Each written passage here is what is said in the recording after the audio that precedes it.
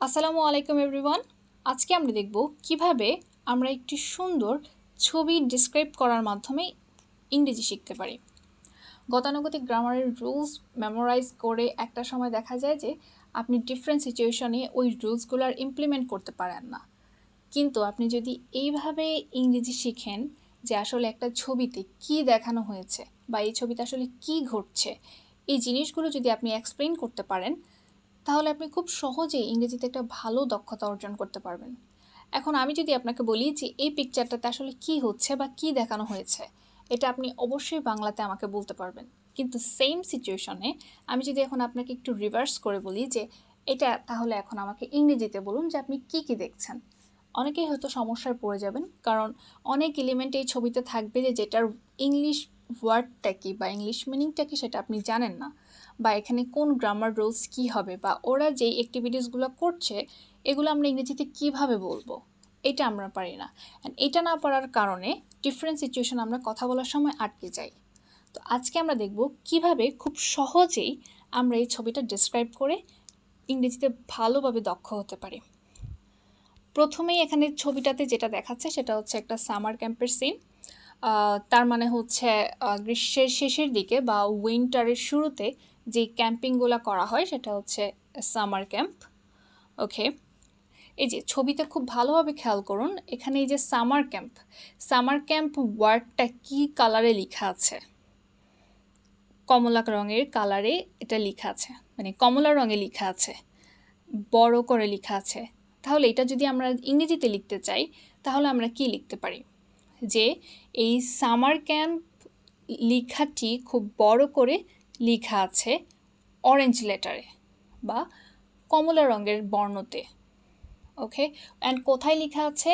ইমেজের একদম টপে, মানে একদম উপরে লেখা আছে। ইমেজের নিচে যদি লেখা থাকতো তাহলে বিলো অফ দ্য ইমেজ, ইমেজের উপরে যেহেতু আছে তাহলে টপ অফ দ্য ইমেজ। তাহলে আমরা এটা লিখতে পারি যে দ্য ওয়ার্ড সামার ক্যাম্প ওয়ার্ডটি ইজ রিটেন ইন লার্জ। যদি আপনি বলতে চান যে বড় করে লেখা আছে সেটা লিখতে পারেন, আর যদি বলেন যে আমি লার্জ লিখবো না, শুধু লিখবো যে কমলা কালার লেটার দিয়ে লেখা হয়েছে, তাহলে সেটাও লিখতে পারেন। এটা লেখার জন্য আপনি লিখতে পারেন যে ইন লার্জ অরেঞ্জ লেটার্স।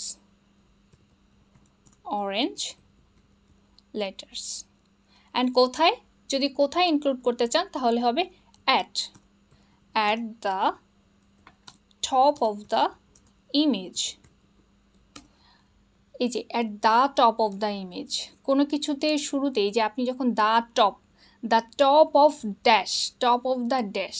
ওকে, এই যে এখানে সবসময় একটা নাউন হবে the top of the tap. এই যে এটা হচ্ছে যে যেহেতু কোনো একটা কিছুর অবস্থান আপনি বোঝাচ্ছেন, অ্যান্ড তার আগে যে প্রিপোজিশনটা বসবে জায়গার আগে, যার আগে হচ্ছে অ্যাট বসে। ওকে, যেহেতু এটা ওপরে আছে তার জন্য হচ্ছে top, the top of the image. Okay, তাহলে হচ্ছে আমরা দেখতে পাচ্ছি দুইটা মানুষ এখানে বসে আছে, আর এখানে একটা বাচ্চা মেয়ে বসে আছে, আর এখানে একটা কমলা রঙের একটা ক্যাম্প, পিছনে গাছ, এই যে একটা চাঁদ আছে পিছনে। এগুলো ম্যাঘ বলা যেতে পারে বা পাহাড় বলা যেতে পারে, আপনি যেটা দেখবেন সেটাই বলবেন। আপনি যদি এগুলাকে বলেন যে এগুলো আমি পাহাড় দেখতে পাচ্ছি তাহলে পাহাড়, বা আপনি যদি বলেন যে আমি এগুলো গাছের মতো দেখতে পাচ্ছি তাহলে গাছ। আপনি যেটা দেখতে পাচ্ছেন আপনি সেটাই বলতে পারেন, কোনো সমস্যা নেই। ওকে, দুইটা মানুষ হচ্ছে কি, এই যে এই আগুন জ্বলছে, কিছু কাঠের গুঁড়িতে আগুন লাগানো হয়েছে, এটাকে ইংরেজিতে বলা হয় camp fire.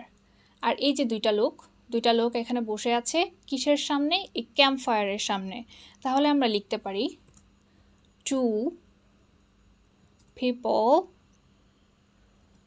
People are sitting. দুইটা লোক বসে আছে বা দুইটা মানুষ বসে আছে। সিটিং কোথায়? এই যে ক্যাম্প ফায়ারটার সামনে বা ক্যাম্প ফায়ারটার চারপাশে সিটিং। তাহলে আমরা লিখব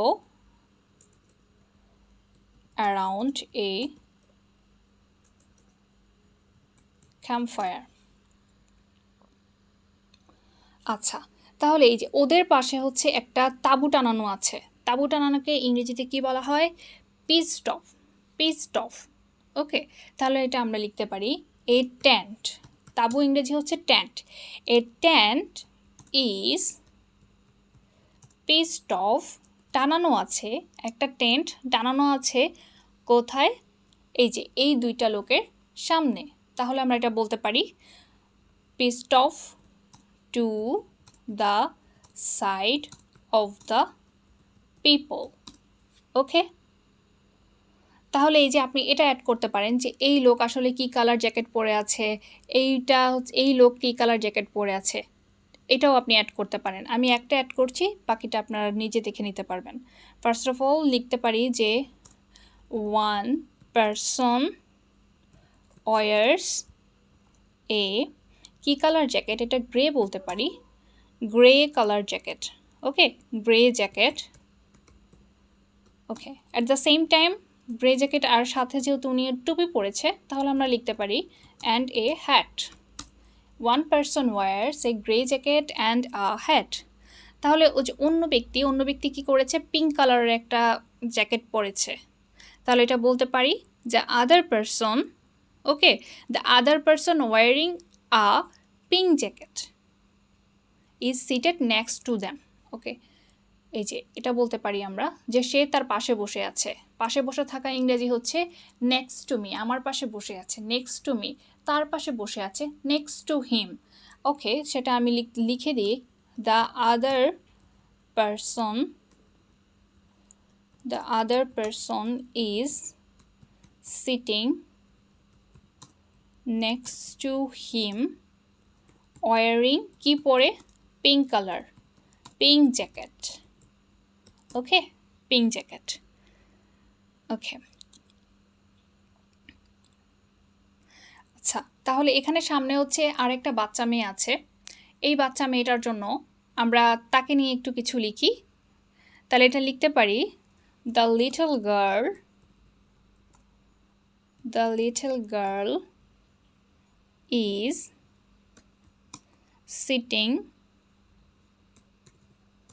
আপনি এটা সহজভাবে লিখতে চাইলে আমি আপনাকে খুব সহজভাবে বলছি যে সিটিং বিসাইডস দ্য ক্যাম্পফায়ার, এটা লিখতে পারেন আপনি। ওকে, আর যদি বারবার আপনি হচ্ছে ক্যাম্পফায়ারটা না লিখেন, তাহলে এটা বলতে পারেন যে বিসাইডস দ্য টেন্ট, তাঁবুর পাশে বসে আছে, বা বিসাইডস দ্য ক্যাম্পফায়ারের উপর বসে আছে, ক্যাম্পফায়ারের সাথে বসে আছে। এখন সে কিসের ওপরে বসে আছে? সে বসে আছে একটা মাদুরের ওপরে। মাদুরের ইংরেজি আমরা ম্যাট বলতে পারি। ওকে, তো the little girls is sitting on a mat. That's it. Okay,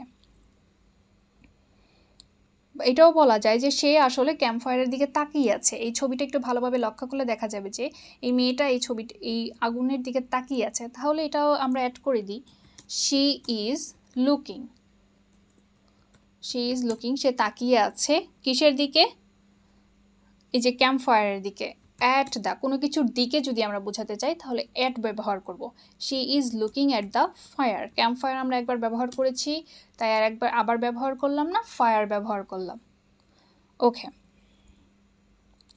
sitting on the mat. আচ্ছা, আপনারা হচ্ছে এই ম্যাটের বদলে যদি বলতে পারেন যে ওনারা তো একটা লগের ওপরে বসে আছে বা একটা কাঠের গুঁড়ির ওপরে বসে আছে, ঠিক আছে? এই যে আচ্ছা, এটা এড করে দিতে পারি আমরা যে two people are sitting around a campfire. Okay, এখানে অ্যাড না করি, যেহেতু সে বসে আছে কাঠের গুঁড়ির ওপরে আর ও বসে আছে একটা ম্যাটের ওপরে বা মাদুরের ওপরে, এটাকে আমরা বলতে পারি যে সে আসলে মাটিতে বসে আছে বা ফ্লোরে বসে আছে, ওদের মতো কাঠের গুঁড়িতে বসে নাই। তাহলে এটা আমরা গ্রাউন্ডও বলতে পারি। গ্রাউন্ড অর্থ মাটিতে বসা। আপনি যদি ফ্লোরে বসেন বা মাটিতে বসেন, তাহলে এটা বলতে পারেন যে I am sitting on a mat, I am sitting on a ground.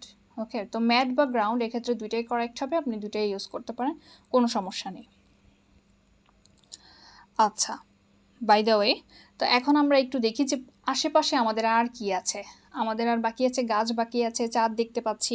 ওকে, আমরা এখন এইগুলা লিখব। আচ্ছা, পিছনে এই যে টেন্টের পেছনে আমরা কি দেখতে পাচ্ছি? গাছ দেখতে পাচ্ছি। ওকে, তার মানে ব্যাকগ্রাউন্ডে আমাদের কি আছে? আমাদের পেছনে বা তাদের পেছনে কি আছে? গাছ আছে, তাহলে এটা লিখতে পারি দ্য ব্যাকগ্রাউন্ড শোজ, দেখায়, কি দেখায়? সবুজ গাছ দেখায়, গ্রিন ট্রিজ। আপনি যদি এখানে বলতে পারেন যে অনেক লম্বা লম্বা গাছ দেখা যাচ্ছে, তাহলে হচ্ছে গ্রিন টল ট্রিজ। ওকে, টল অ্যাড করতে পারেন। আর যদি বলেন না দেন, তাহলে শুধু ট্রিজও ইউজ করতে পারেন, নো ওয়ারিজ। ওকে, আচ্ছা, আমরা এটা একসাথে লিখে ফেলি যে ব্যাকগ্রাউন্ডে কী কী দেখা যাচ্ছে। The background shows green tall trees. একটা চাঁদ দেখা যাচ্ছে, আপনি লিখেন যে এ হোয়াইট মুন। এই লেখার দরকার নেই, চাঁদ তো একটাই, হোয়াইট মুন। দেন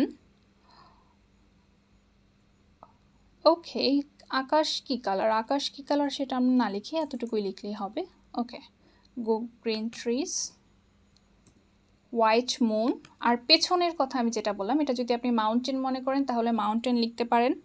ওকে, সো আপনি লিখতে চাইলে লিখতে পারেন মাউন্টেন অ্যান্ড মাউন্টেন্স। ওকে, আচ্ছা, ওরা যেই বসে আছে, ওরা যেই সারফেসটাতে বসে আছে, এটা পুরোটা গ্রিন। তো এক্ষেত্রে এটা আমরা একটু অ্যাড করতে পারি। এটা অ্যাড করলে আমরা লিখতে পারি দ্য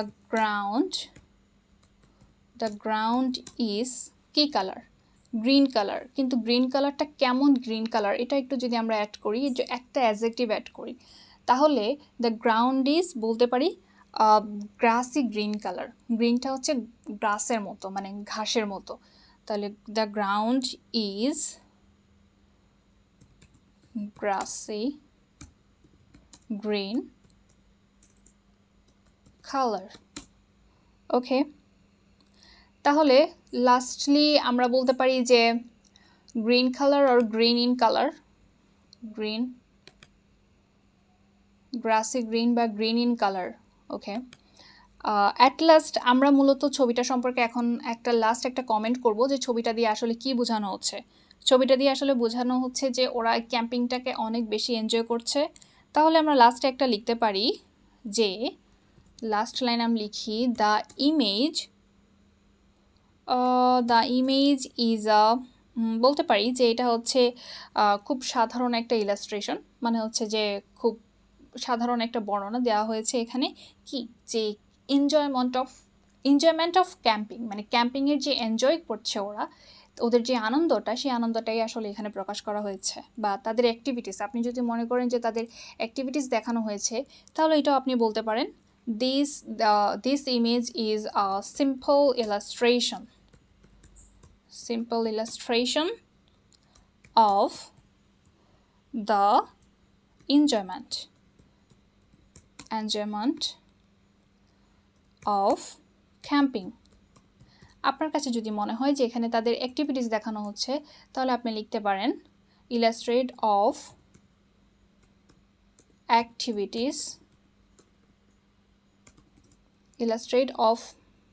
activities of people. এই তো সিম্পল, আপনার যা মনে হয় আপনি এটা লিখতে পারেন। আপনি আসলে পিকচারটা দেখে কি বুঝেছেন ওইটাই লিখতে পারেন, নো ওয়ারিজ।